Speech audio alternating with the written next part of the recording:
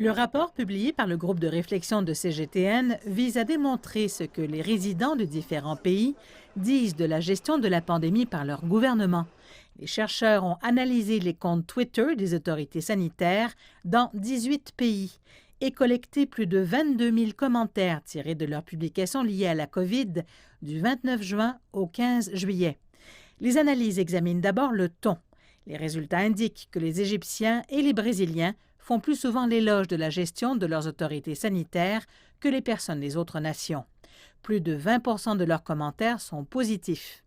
Pour l'Égypte, plus de 67 des commentaires sont neutres et les commentaires négatifs ne représentent que 5 Concernant le Brésil, l'un des pays les plus durement touchés par la COVID-19, environ un tiers des commentaires sont neutres et près de 45 sont négatifs, les positifs soulignant les efforts du gouvernement afin de promouvoir la vaccination.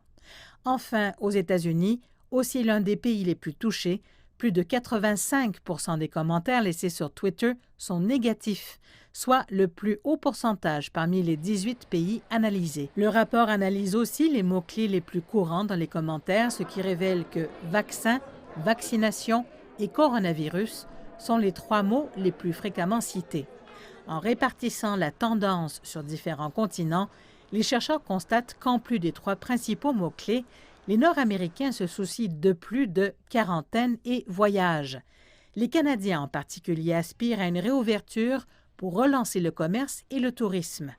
Pour les Européens, gouvernement et santé occupent une place importante.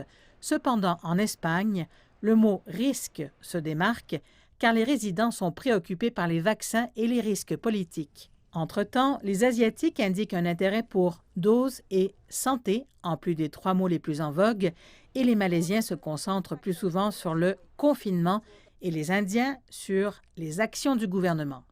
Les Africains ont de fréquentes discussions portant sur la mort, en plus des vaccins et du coronavirus.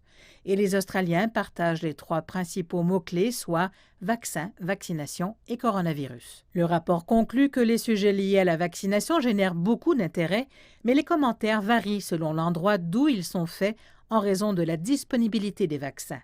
L'analyse note par ailleurs que les Américains sont insatisfaits de la gestion de la pandémie par leur gouvernement, ce qui contredit le récent classement de résilience COVID de Bloomberg.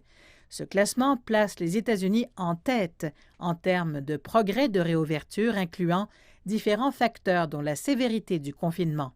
Mais le rapport du groupe de réflexion de CGTN indique que les Américains sont surtout concernés par les vaccins et la vaccination, tout comme le reste du monde, à l'opposé des progrès de réouverture cités par le classement Bloomberg.